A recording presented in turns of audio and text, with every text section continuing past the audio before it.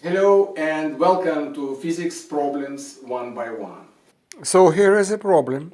As always, read it, maybe once, maybe twice, and then pause the video and try to solve it yourself. This is part 4 of the same problem, bodies meeting somewhere, one going up v0, another going down v0, distance d is given. And what I asked you next time is, where do they meet? And last time we got these equations and we got time, and let's find out where they meet. And for that, let's do it with numbers. I don't want to overwhelm you. D is 100. Let's find t. T would be 100 divided 2 over 0. That's given to us. So we have 5 seconds. So in 5 seconds they will meet. So let's find x1. x1, when it is 5 seconds, it would be v0 multiplied by t minus gt squared over 2. And x1 would be v0 is 10, t is 5, minus 10, minus, because g is 10, minus 10 is 5, 25, because it's squared over 2. X1 equals 50 minus 5 multiplied by 25, it would be 125. X1 equals minus 75. Boom! Right away we have something strange. We have that they meet at minus 75 meters. Pause. How that may be?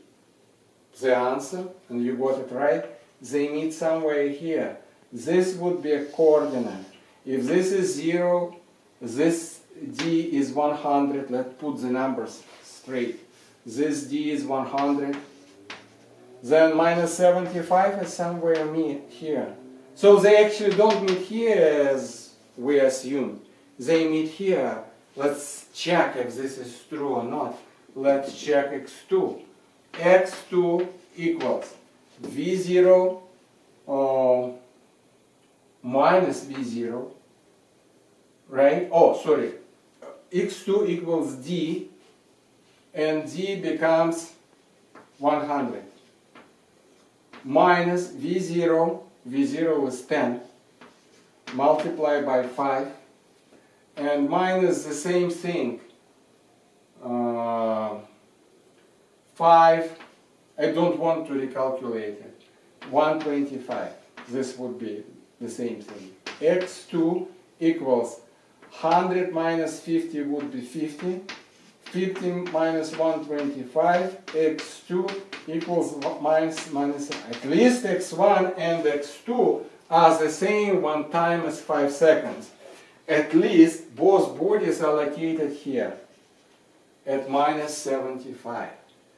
So this is a little bit not what we expected, but still our formula didn't complain and our formula did everything right. And this is a little bit strange. But to understand what's actually going on, I'd like to ask you a question. What is the maximum height this first body gain in this scenario? I pause and I'm looking for the maximum height before this body starts to fall down. And let's put this height as h capital. You know how to solve it? Of course you know. If the body starts with v0 and it reaches the maximum, and the maximum, this is an apex, it's just hanging, there is 0 speed.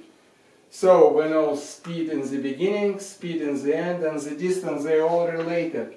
H equal v final squared minus v0 squared over 2g. H equals finally 0 minus v squared 2, and here acceleration, let's put acceleration so that all would be okay, and acceleration would be minus 2g because acceleration is negative and this is h. And of course, you know the formula, h equals v squared over 2g, and we can put the numbers, and the numbers would be 10 multiplied by 10, 2 multiplied by 10. I always write g equal 10, as you noticed, instead of 9.8, because I don't have a calculator. It's too expensive. 10 and 10, 10 over 2 would be 5. 5 meters. So, what's going on? This body comes 5 meters, and what would be the time for this 5 meters? We can find this out, and then it turned back. So let's find the time. Let's put it t1, right? So how we will find the time if we want to cover distance to the top? Of course, we can use a formula about the distance, but I'd rather use a formula about the speed. This v0, this moment, it's 0, so I can write the formula, the definition of acceleration. Pause, and I write final speed equal initial speed plus at. Final speed is 0, initial is v0, acceleration minus g, and it would be t lowercase. v0 equals gt, and t equal v0 over g, and I put the numbers 10 over 10, it would be 1 second. Alright, so we have t small equal 1 second, and we have height, and height equal 5 meters. And right now, I want you to draw a graph. x1 over t and x2 over t. Remember, we have the formula x1 over t equals 0 plus v0t minus gt squared. And we have x2 over t. And x2 over t was d minus v0t minus gt squared over 2. Those two formulas. And I want to draw a graph. And I want to pause here. And then I will draw it for you. So, first of all, pause is over. This is 1 second. 1 second, the body, this is the first body. And this is 2, 3, 4, 5. And it covers 5 meters. So it climbs only 5 meters, and then it starts to fall down. It's fall down, fall down, fall down, and fall down. And this would be the graph. This would be x2. Or I will write it here. Now, the first graph, it starts, if this is 5, then it probably would be somewhere high here, 100. And this is x, somewhere here, 20 times more than this. And then it goes down, this is a parabola. One time is equal 0, 0, 0, d. So this is x2, the initial moment is d. But then parabola goes down, and parabola goes like that. And this is a point of intersection of those two parabolas. X minus 75 and time equal 5.